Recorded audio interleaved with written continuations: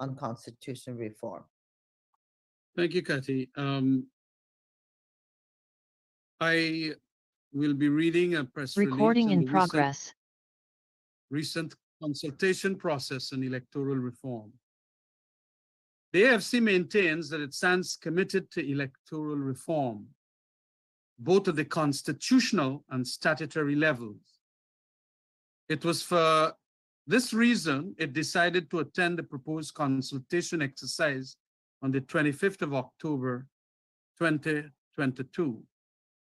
However, its participation had to be aborted when it became evident that the PPP, via its Minister of Governance and its Attorney General, made a farce of that consultation process. To begin with, there was a half-hour delayed start to accommodate the entry of a number of PPP's loyalist organizations and personnel to make a crowd. I'm hearing a feedback, please. Yes, sorry, let me ask you to pause, Kemraj. Do you have one of your, you don't have your speaker on? Sharon, we have a problem with the audio.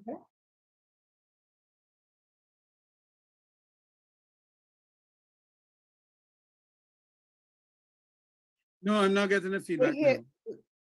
Okay. You want to start again? Yeah, let me start again because it is very disjointed. All right, this will be the AFC press release in the recent consultation process and electoral reform. The AFC maintains that it stands committed to electoral reform both at the constitutional and statutory levels. It was for this reason it decided to attend the proposed consultation exercise on the 25th of October, 2022. However, its participation had to be aborted when it became evident that the PPP, via its Minister of Governance and its Attorney General, made a farce of that consultation process. To begin with, there was a half-hour delayed start to accommodate the entry of a number of PPP's loyalist organizations and personnel to make a crowd. Secondly, the monologues from both Gail Teixeira and Anand Nandalal then took approximately 2 hours. This was a complete monopolization of a proposed 3-hour process. This domination was obviously too irksome and vexatious, not only for the AFC and its APNU parliamentarians who attended, but for the representative of ANAG, Mr. Timothy Jonas, and Mr. Yog Mahadev, a prominent social activist, who walked out. The AFC wants to reiterate that an electoral reform process must realize amendments to the law, which must find consensus to the whole country and not half of it, to the extent that elections are held with a higher level of acceptance and a lower level of criticism. At the constitutional level, the AFC will be pressing for a GCOM that is comprised of an additional 3 civil society members to dilute the highly partisan, politicized membership as presently exists. And as previously stated, this will also help eliminate the judicial determinations forced upon the chairperson in the existing arrangements. Secondly, there is need for term limits for the commissioners and not a security of tenure for life. Thirdly, because of the confusion prevailing, there is need for an explicit statement as to the residency requirement of each and every voter. Fourthly, and arising out of the CCJ's recent decision on the matter of the appealability or non-appealability of an election petition, which is struck out for later improper service to one of the respondents, there is every need for this unsavory constitutional landscape to be remedied by an amendment to Article 163 of our Constitution. At the statutory level, The AFC will be pressing for amendments for early voting for polling day staff in similar manner as the disciplined forces, for use of available technology, namely biometrics at the registration stage and electronic voting, and for house-to-house registration periodically, preferably every 8 years. These calls are very much consistent with demands made by the PPP in 2015 when it lost the general elections then and became the opposition. That's my statement on the consultation process. You need to unmute. You need to unmute. Thanks very much, Mr. Ramjitan. What I will do is I will read my statement, which of course is in relation to the current Charandas issue. And I know I would ask that you will read our statement from yesterday after I conclude this. After that, we go to our final statement, which is being read by Mr. Ricky Ramru. Ali must drain his swamp. It has been said you know a country based on how it treats its women, children, and the elderly. Today, Guyana shows us how far down the drain we have moved as a people when it comes to how we treat women, how we treat our women. We talk ad nauseum about the high incidence of domestic violence plaguing our country, but fail to realize that the biggest culprits occupy the highest positions with the government, within the governing People's Progressive Party. The current Charandas debacle is testimony to this. We note the haste with which some persons have tried to whitewash the incident by eagerly welcoming a statement on the issue by President Ali that Prasad has agreed with him that he should return home. That could be Guyana or Canada. This, however, appears to be a slap on the wrist and not an executive order for the recall of Prasad to face an investigation or an indication that his conduct has rendered him unsuitable to hold public office. Claiming that the recording was doctored, Prasad told the president that there was no evidence of any miscount on his part. That denial runs in the face of the video recording, showing Prasad hurling profane, sexual, and vulgar abuses at the renowned Indian professor and animal rights activist in Delhi, India, during August of 2021. By the minimum standard of any decent man, the behavior is unacceptable. We find it strange that the president has been kept in the dark for well over a year about an ugly scandal involving a diplomatic envoy who has been appointed under his own hand. It is unacceptable that the Minister of Foreign Affairs did not find the incident serious enough to be brought to the attention of the president or cabinet. Instead, in clear dereliction of duty, the minister ruled that the matter is closed. We insist that this outrageous attack by a government top diplomat against a woman requires further investigation and an apology to the woman concerned. In Guyana, there are widely circulating reports in the press of several incidences in the past. We had the incident where it is alleged that Barry Ramsaran, a government minister at the time, threatened to slap a rights activist. There was the allegation in 2007 of then local government minister Kelvin Lal had gun whipped a citizen. We had the vice president who did not see the decency in treating Guyana's former first lady with respect and giving her what was legally due to her without the spectacle of locking her out of State House and the other horrific treatment that was meted out to her for all Guyana and the world to see. Then there was the infamous audio recording where it was believed that the voice on the recording was that of the Attorney General, heard to be soliciting sexual services on behalf of his uncle, as if he were a common pimp. In February, standing in our parliament, we had the most despicable attack on female members of the House when the Minister of Local Government, Nigel Dharamlal, hurled his infamous dildo attack on a female member in the opposition.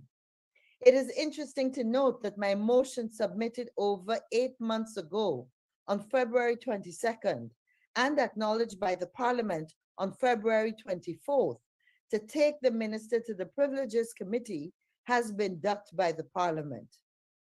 Most recently, it was reported in the press that the PPP councillor from RDC Region 4, Mr. North, was arrested and charged for allegedly sexually molesting a 14-year-old male student at the Hope Secondary School. And then there was PPPC activist Ozzy Rogers, who slapped and gun-butted Kamala Barrett of Bath Settlement in a supermarket. This incident was caught on camera and has since been reported. It has since been reported that Mr. Rogers has fled the country despite an active investigation. While Gail Teixeira boasts of improvements in gender parity ratings, it is clear that the party she represents has a torrid record of abusing women. We note that today President Ali launches his 1,000-man initiative. And while this concept is laudable and necessary, we call on him to start with those in his inner circle and to drain his swamp. Thank you. Kamraj? Yes, thanks very much. This second release from me, Charan Das's recall, President Ali knew a long time ago. The president of Ghana wants to give the impression that he was unaware of Charan Das's rotten conduct on August 1st, 2021 in India, prior to October 25th, 2022. And also he wants to appear that he was unaware that the Ministry of Foreign Affairs had closed the matter on the said date, 25th of October 2022, he being at the airport at Temeri. Though the AFC would like to give His Excellency the benefit of the doubt, there are compelling and cogent circumstances evidencing otherwise, that he knew of Charan Das's reprehensible conduct since September 2021, a month after the incident when the Ministry of Foreign Affairs requested a full report on the matter from the High Commission's office in Delhi, India. That report included the statement of Ms. Sonia Ghosh with the attached video taken by her driver, which has now gone viral. President Ali wants to take kudos for acting swiftly and properly upon seeing the video only recently. How farcical. The AFC asserts that His Excellency only acted after the public outrage was vented upon the release of the video on social media. And additionally, when massive condemnation was supported by calls for Charan Das's recall by parties, press, and the public. If this matter did not reach the public as a result of that video going viral, it would have been another cover-up, notwithstanding it being brought to the attention since last year, September, to the ministry and the presidency. It would have died just like the Redford report and the RSS report, among others of recent vintage. The fact that the Ministry of Foreign Affairs sought to de-escalate and dismiss that violent abuse of an Indian woman caring for animals by its missive of 25th October 2022, when it cavalierly concluded that this matter is closed, is shameless. And to determine so by utilizing a reasoning that the incident happened over a year ago and that the allegations were not substantiated is more despicable. This alone is reason enough to recall Minister Todd. But Minister Todd will not be removed, because if that happens, the beans will be spilled concerning how the president knew of the video and Ms. Ghosh's statement since September last year, and also how the ministry's statement of 25th October 2022 did pass the president's desk before its release. The AFC condemns the hypocrisy from the president and his minister and the attempt to hold on to a character without any reputation, and one who certainly never merited such high office as High Commissioner to India. That's the second statement. Thank you very much. MP Ricky Ramroop, you have the final statement. Absolutely. Thank you, Kathy, and thank you, panel. Good evening to all.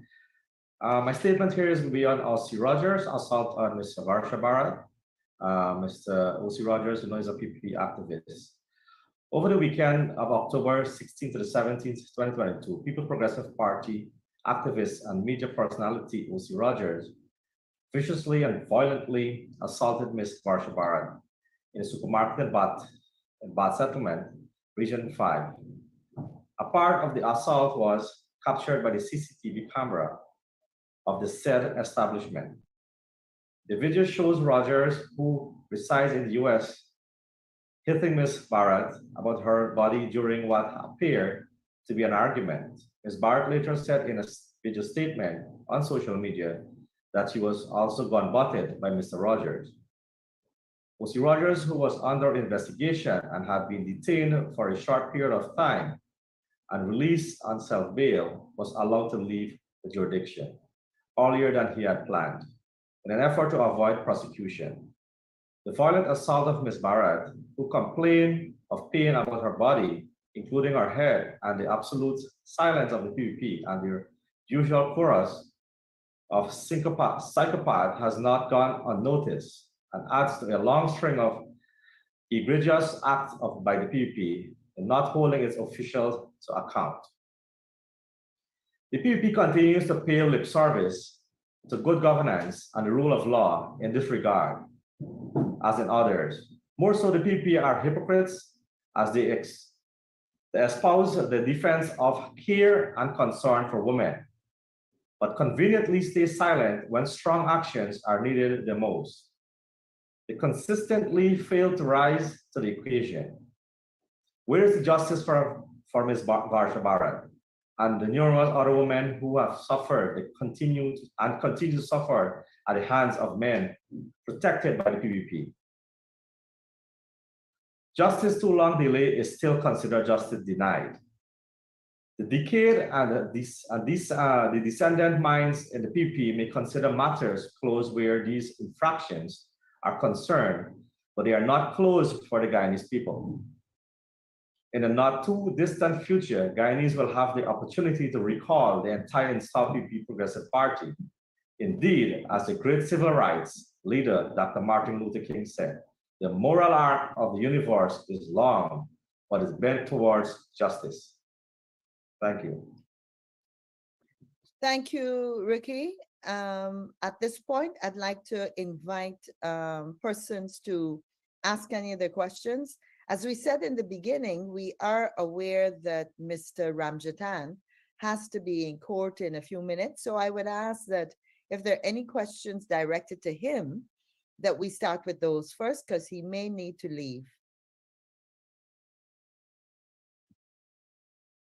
Davina? Okay, Davina, yes, thank you very much for your patience, Davina. Go ahead. You're welcome. Thanks, Stu. My first question, it's off the statements that you guys read. Omai just announced a massive gold fine to the tune of US $6 billion. However, the public is yet to lay eyes on the large-scale mining agreements between government and these foreign companies. As opposition MPs, what do you have to say about government clenching these contracts? Well, I have to say that it just goes on and on.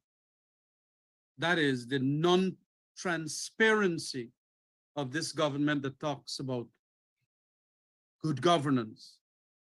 And they, whilst in opposition, that is the PPP in 2015 to 2020, had indicated that they're going to do a better job of it.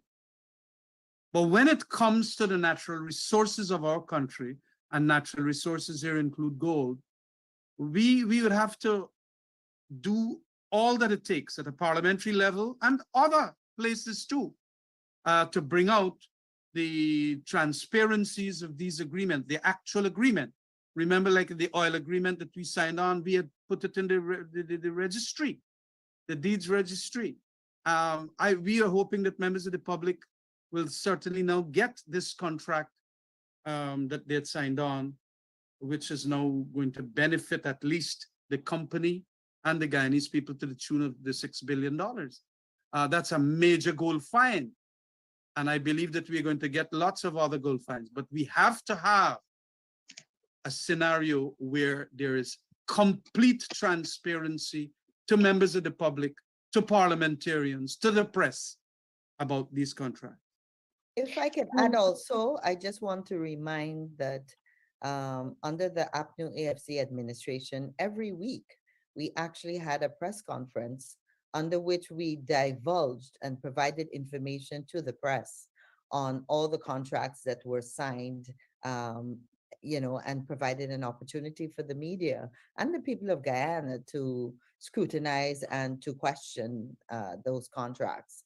I think it is a farce to talk about transparency and a true democracy when you are not willing to put those contracts in the public domain, and of course to provide information on it and on those agreements and to allow scrutiny. Thank you, Kathy. If I may add, you know, on this natural resources, I mean, you can recall that it's been over 2.5 years now, and we have not got the parliamentary natural resources sectoral committee, which is absent over 2.5 years. So you're going to find that many of these issues, like this large contract here, it's not going to be coming up in front of us. And it's up to the media now to dig into that. In addition to that, we had Mr. Jadupat, who were removed from the transparency, the GYEITI, where these contracts were supposed to be placed on that website so that each one of us, each Guyanese, can see exactly what is happening. That has not been happened. They removed him, and we have not since then. These things are not being advertised on that website. To add to that, Guyana has been dropped about 2 points or maybe 3 points now under the transparency index. And so these are all adding towards the deficiency in exposing the transparency of our natural resources. Thank you. To follow up, Mr. Ramjatan, why do you believe that government is not willing to share those contracts with the public and perhaps host these regular press conferences and so on, as the previous coalition government did? The one reason why any government anywhere in the world do not want to be transparent with its natural resources is corruption. How the big set of monies that can come in as a result of these finds and major discoveries are going to be distributed is what is the scare of being transparent. Always it is corruption. If there was no corruption, they would have been extremely transparent about it.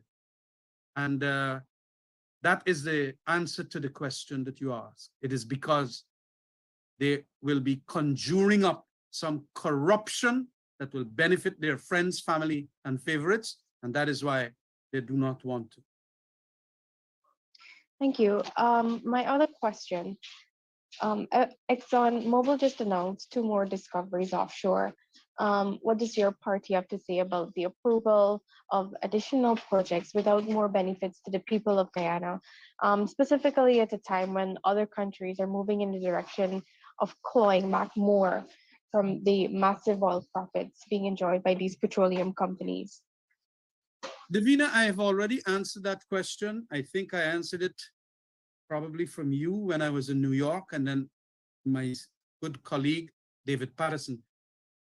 There is, because of changed circumstances, and by the way, Vince Adams too, because of changed circumstances and such massive fines and increasingly massive fines, that these changed circumstances mean that there should be a renegotiation. And in view of what the PPP had said in opposition, that they will renegotiate and put it in their manifesto, there is need for that now, so that there will be more benefits to Guyana, just like how in America they're doing it. And so that's the simple answer to the question. Okay, I understand. Sorry, can I go ahead? Go ahead, go ahead.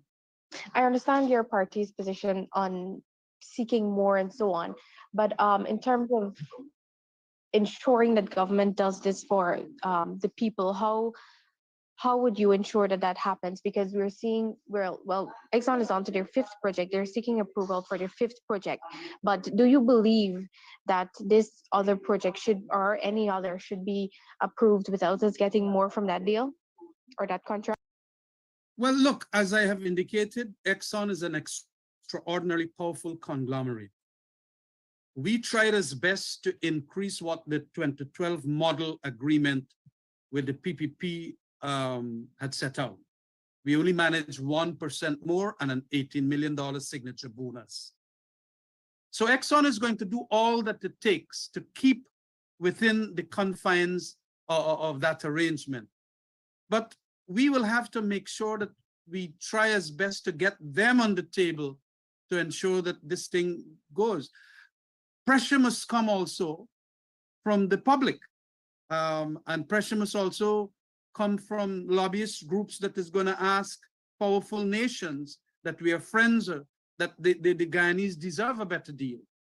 I do not know how else we can do it, but if we do not grant the license, that can be another set of pressure, as Mr. Vincent Adams had indicated. And so you can utilize that as another method. But I must say that my answer is going to be hinged on these factors, and I will certainly ask people like Vince Adams what more pressure we can put to ensure that we get a better deal. I just want to remind Davina that as a political party, we have stated just about maybe about 2 months ago, that we are willing to sit around the table as representatives of the key stakeholders in Guyana, government, all the opposition parties, and really hold a united position with regards to renegotiating and looking for a better deal from that contract. We use the analogy of the fact that we work together on issues such as our national border and other important areas, health, education. Those are all the areas that we have a common position to be able to deliver fairly to the people of Guyana.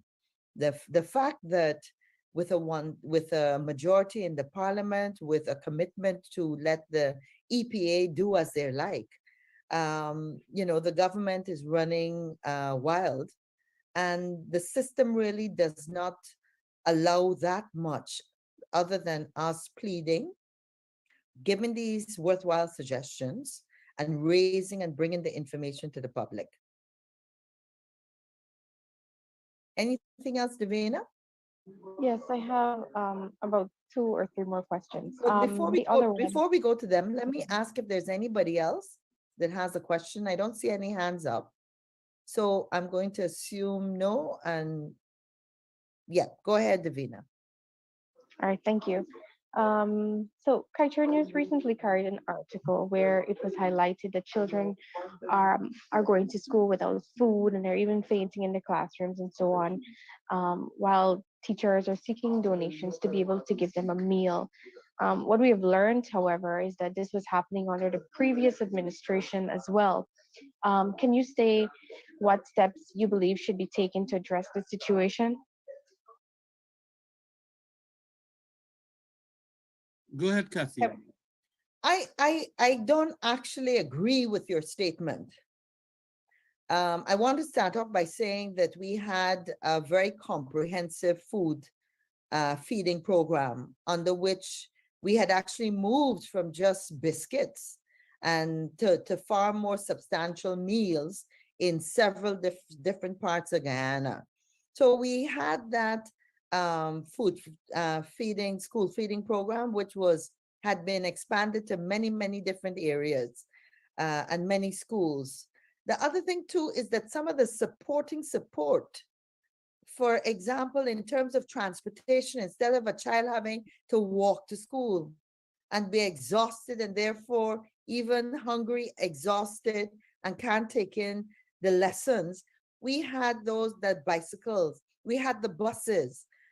We all know today that several of and the books. We make it sound as though the books is a new thing. It isn't. So I don't disagree. I think we had gone out of our way to try and deal with that issue.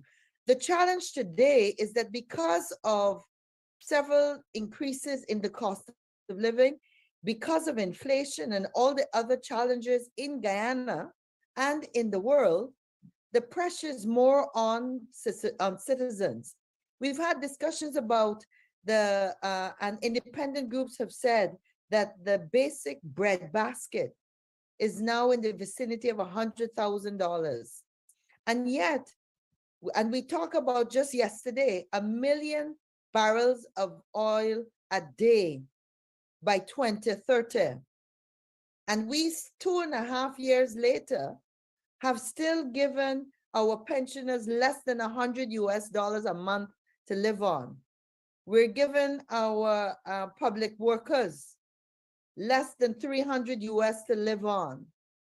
So those decisions, we didn't have the funds before, but today, since we started pumping oil in December 2019, 2020, 2021, and certainly 2022, we know the funds are there. And the decisions are the challenges, that the decisions are not being made in the interest of ordinary Guyanese. It's being made in the interest of big businesses, big projects, big contractors, and they're the ones that are benefiting. Thank you very much, Kathy. I am going to ask to take my leave. It's 20 to 1. Take care. Okay, thank you, Kamraj. Divina, I don't know if you have any other questions that the rest of us remaining can attempt to answer. I do have a follow-up in relation to the same issue. You spoke about the government not making the right decisions in terms of raising pensions and public servant salaries and so on. Do you believe that this is key to addressing that situation in schools? Or do you think other measures should be implemented as well? Well, I think for a start, we would need to expand the current program just because of the economic state of things. So, you know, if we were providing a meal to only some schools, whatever it is that we're providing clearly needs to be expanded because parents themselves are not in a position to do better. When we still have many individuals that can send to us and photo WhatsApp copies of pink slips, because we have a system that is subjective, that doesn't allow every single person to collect the few and far between cash grants, we know we're on the wrong footing. So that is the way I would want to answer that question. I see a question from Derwin. Derwin, please go ahead. Thank you. Good afternoon, Mr. Hughes, and good afternoon to everyone. Darren Wills from the Guyana Chronicle. I want to shift the attention a little bit to local government elections. And I know the recent statement was that the party was still to consider and a decision was still to be made. But we are looking at a clock that is counting down.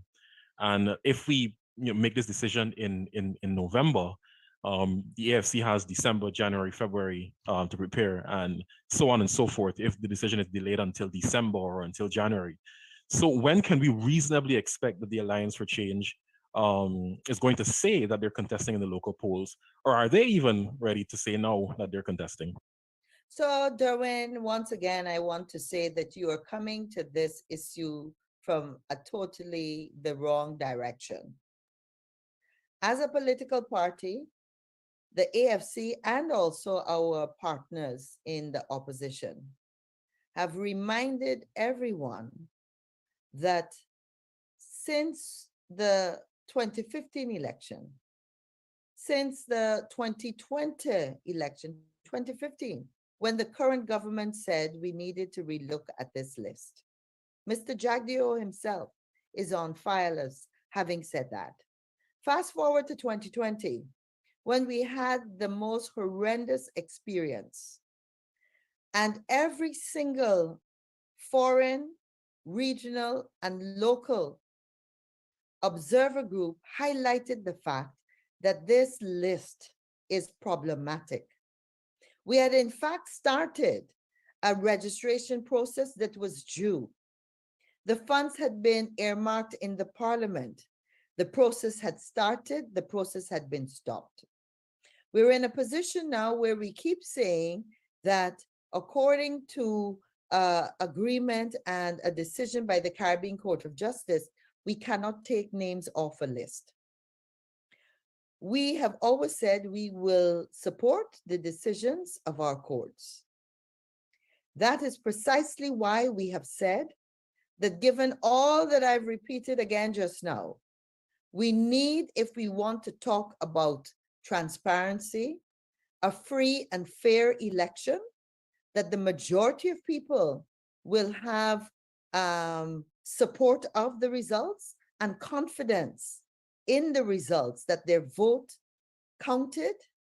It means that we have to start off with a proper list. I'm going to urge you to listen to the early part of this press conference when Kemraj in his statement listed a series of other reforms that are needed. The most important thing is not when the AFC decides whether it is going or not. The most important thing for the government, for everyone in Guyana, should be ensuring we have a fair, transparent process that everyone will support the results of. We don't have that now. And if we go down the road we are going down, we will not have commitment to the results. The process has been flawed. We have more than 4,000 incidences of problems at the last election. Thank you very much, ma'am. Any other questions? It's understandable that there is, based on the position that you've raised, there's concern about the results. But not the what result. I'm really not no the concern result, about the potential, the process in itself. Thank you very much. The process in itself. Thank you very much for clearing that up. But still, the issue remains: if these particular demands that are on the table are not met, is the Alliance for Change saying that it will not participate in the local government election that is going to be held? Because the clock, like I said before, is already ticking. The clock is already ticking on many things in Guyana. The clock is ticking on the fact that our pensioners, with all this money floating around, are still getting less than $100 US. So the clock is ticking on many things. We have stated, and I can send you back our press statement of about a week, maybe a week and a half ago, which clearly says when we have made that decision, when our NEC has made that decision, we will let you know. In the interest of time, Derwin, Can I just ask another question? One final thing. Another issue. Is this on the same issue? Has there been any communication internally about when the NEC will be meeting? Our NEC, no, there's no specific date on it, but it is a priority for us. Thank you very much, Mrs. Hughes. You were most welcome. Are there any other questions on? Yes, I do have two more questions. Okay, Davina, we will attempt to answer. Please go ahead. Thank you. All right. Recently, government said it will be cutting the red tapes to allow oil projects to be approved without delays. We know, on the other hand, Guyanese who've been looking to start up a business are sometimes forced to wait years before they acquire the requisite approvals.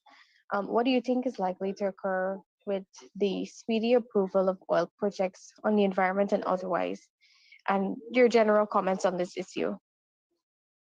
Well, I want to say that persons sometimes forget and don't do the necessary research, but it was the Alliance for Change and the APNU government that started the Single Windows program. As you know, it actually came out of a report from the Competitiveness Commission, which, of course, here I'm talking about activities more than 8-10 years ago. So I think that the commitment to a single windows system was one of the ways of reducing the red tape generally in Guyana. We had a couple of months ago, the US ambassador herself who made a statement saying that so many of her potential investors were worried about the red tape. We are concerned that when it comes to the fast passage of contracts and agreement, that we have had enough evidence that the Environmental Protection Agency does not seem to be standing up enough and sufficiently, and have actually broken some of the laws with regards to some of the groundwork and agreements that and research that needs to be done before the granting of some of these agreements and some of these projects. I think the expert, as you know, in that area is has been speaking. Vince Adams has been speaking ad nauseum on that, and therefore I would just like to say that we have little confidence that the current processes in place, the operations of the EPA, the operations of this government, and the scrutiny that is needed will actually be in place to protect the citizens of Guyana. You have another question? Yes. Sorry. Guyana currently has a US about $3 billion loan overall, and we know that government is still borrowing. Do you believe that we're on the right path financially? No, I could speak for myself personally and for the party. We are most concerned about the extent to which we have been borrowing, especially since we know we have been blessed with a national resource fund that a couple of weeks ago again had $1 billion in it. So we are concerned. We are in fact putting a ball and chain around the necks of the next generation of young Guyanese. And that's why sometimes when we sound as though we're complaining for complaining's sake, that is not the case. We are concerned about the financial decisions that are being made. I think my colleague Ricky Ramroop mentioned that even at the parliamentary level, not having that National Resource Committee in place that provides some of the scrutiny. I mentioned today again that I could put a motion in, and from February to now, there's absolutely no information on it. The checks and balances that we should have in our country at the parliamentary level and also at the organizational level, organizations that have responsibility for the particular sectors, we know those are not working. Are there any other questions from anyone else? If not, I certainly want to wrap up this press conference. Quick follow-up, please. The last, is that Davina? Yes, yes. Sure, Davina, the last one. Go ahead. Okay, good. Given that you have said that we're not heading in the right direction, what are some of the consequences you think we are likely to face as a result of more loans, etc.?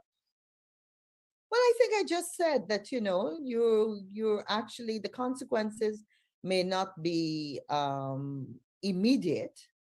You mentioned the school feeding program. You mentioned children going to school hungry. You were the one that put that on that table. I do believe, like yourself, it is accurate. And therefore, the consequences of people not being able to feed their children are drastic in any economy. That's where, you know, you see an incidence in crime, you see an incidence in violence. God forbid, I certainly do not want that for Guyana, but those are indicators that we know happens all over the world.